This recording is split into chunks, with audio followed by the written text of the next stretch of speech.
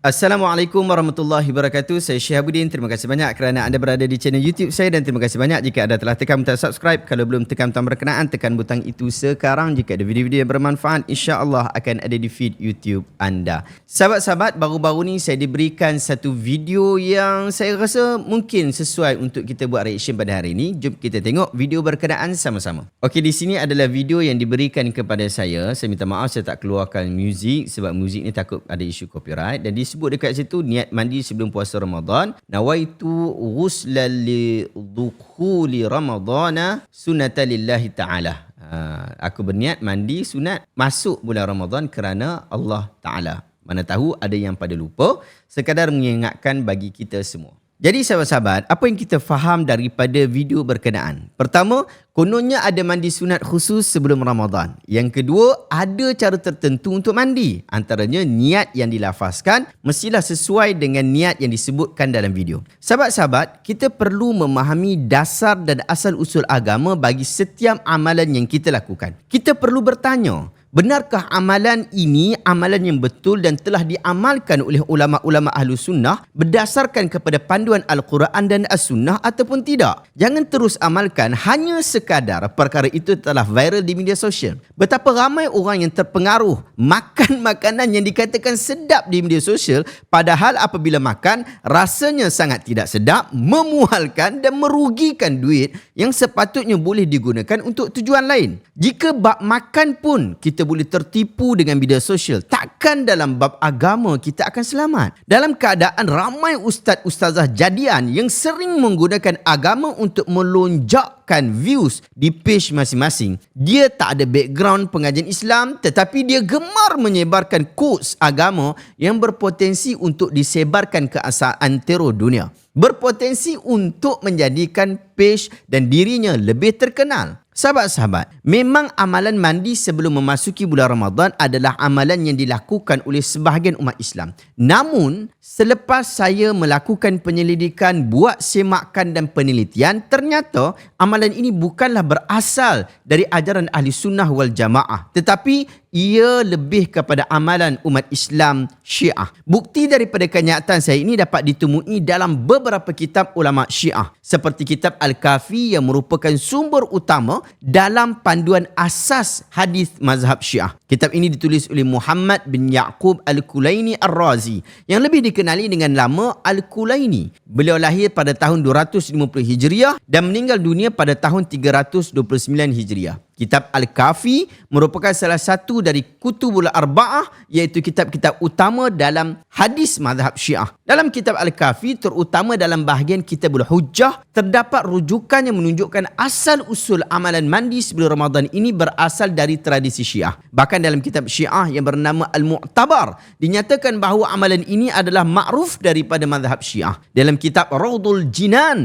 menyatakan bahawa telah ijma' pula perkara berkenaan di sisi ulama' mazhab Syiah. Oleh itu, kajian mendalam dan perbandingan antara beberapa kitab Syiah menegaskan bahawa amalan mandi sebelum Ramadan telah menjadi tradisi dan praktikal ibadah dalam masyarakat Syiah, bukan ahli sunnah wal jamaah. Apatah lagi di dalam kitab-kitab itu tidak hanya disebutkan malam sebelum Ramadan, tetapi disebutkan sunat untuk mandi pada malam pertama, malam ke-15, malam ke-17, malam ke-21, 23 dan malam hari raya. Kalau dibiarkan perkara ini, nescaya selepas masyarakat mengamalkan mandi malam sebelum Ramadan, mereka akan hybridkan amalan dengan amalan-amalan Syiah pada malam ke-15, 17, 19, 21, 23 dan malam hari raya. Sedangkan pandangan ulama ahli sunnah wal jamaah mengenai amalan ini memberikan perspektif yang berbeza. Kita menolak amalan ini bukan sekadar ia diamalkan oleh Syiah, tetapi kerana ia tidak pernah ada dalam ajaran Nabi Muhammad SAW.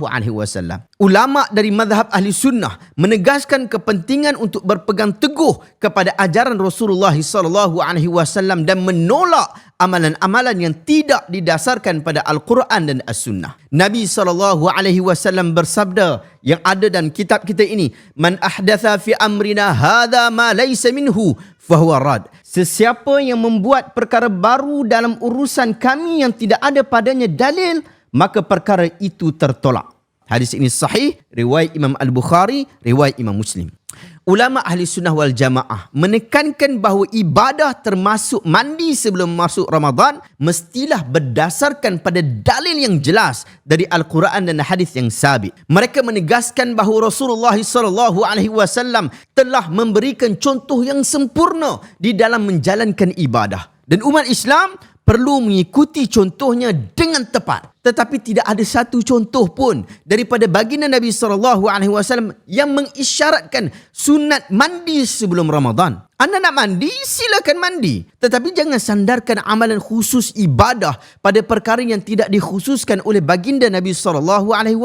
Tidak dilarang untuk mandi pada malam Ramadan, tetapi dilarang menyatakan wujud mandi sunat sebelum Ramadan. Para ulama ahli sunnah wal jamaah menegaskan umat Islam untuk menumpukan perhatian kepada ibadah-ibadah yang telah diajarkan oleh Rasulullah SAW dan tercatat di dalam Al-Quran dan hadis-hadis yang sahih. Mereka menekankan pentingnya menjalankan ibadah dengan ikhlas. Dalam masa yang sama, mestilah menepati amalan ajaran Islam yang sebenar. Allah Ta'ala sebut dalam surah Al-An'am ayat 153, Ba'da a'udhu billahi minasyaitanir rajim, wa anna hadha sirati mustaqima fattabi'uh wa la tattabi'us subula fatafarraqa bikum an sabilih dhalikum wassakum bihi la'allakum tattaqun. Allah Ta'ala sebut, inilah jalanku yang lurus, maka ikutilah dia dan janganlah kamu ikuti jalan-jalan yang lain, kerana jalan-jalan itu mencerai beraikan kamu dari jalan Allah. Yang demikian itu diperintahkan Allah kepada kamu supaya kamu bertakwa. Sahabat-sahabat, ikutilah ibadah yang telah diajarkan oleh Rasulullah SAW. Jangan ditambah, jangan dikurang-kurangkan. Kerana penilaian ketakwaan kita diukur daripada perkara berkenaan. Sahabat-sahabat, kita juga perlu diingatkan akan bahaya beribadah tanpa ilmu yang mencukupi. Seperti yang disebutkan dalam buku Talbis Iblis oleh Ibn Qayyim Al-Jauziyah, syaitan akan cuba untuk menyesatkan manusia dengan menjadikan amalan ibadah tanpa ilmu sebagai alat untuk memisahkan mereka dari jalan yang sebenar. Ibn Qayyim sebut, ketahuilah bahawa pintu paling luas yang dimasuki iblis untuk menggoda manusia adalah kebodohan. Dengan senyap, iblis memasuki pintu tersebut untuk menggoda orang-orang bodoh. Adapun orang-orang yang berilmu, iblis tidak boleh masuk kepadanya kecuali dengan mencuri kesempatan. Iblis menyebar talbisnya terhadap majoriti ahli ibadah yang sedikit ilmunya kerana kebanyakan mereka hanya sibuk beribadah tanpa mengetahui ilmunya. Rabi' bin Husain berkata, pelajarilah ilmu, barulah engkau beruzlah untuk beribadah. Anda boleh rujuk pada muka surat 215 di dalam buku ini, dan buku ini anda boleh beli di link yang saya letakkan di bawah. Orang Semenanjung boleh beli, Sabah Sarawak boleh beli, Brunei boleh beli, anda yang berada di Singapura juga boleh beli buku ini. Rujuk di link yang saya letakkan di bahagian description. Sahabat-sahabat, sebelum kita melakukan ibadah, adalah penting untuk mempunyai ilmu yang mencukupi tentang ajaran Islam. Dengan pemahaman yang betul terhadap ajaran agama, kita dapat membezakan antara ajaran yang benar dan ajaran yang salah, serta menghindarkan segala bentuk bid'ah atau disebut dengan bahasanya inovasi dalam ibadah. Dalam konteks ini, saya ingin mencadangkan sekali lagi kepada semua penonton, anda yang senang tengok video ini, untuk baca buku Talbis Iblis oleh Ibn Qayyim yang saya dah quote kenyataan beliau tadi. Buku ini sangat penting yang membincangkan tentang kepentingan ilmu dalam ibadah dan memperingatkan kita tentang bahaya beribadah tanpa ilmu yang mencukupi. Semoga, saya berharap sungguh-sungguh dengan membaca buku ini kita semua dapat meningkatkan kefahaman kita tentang agama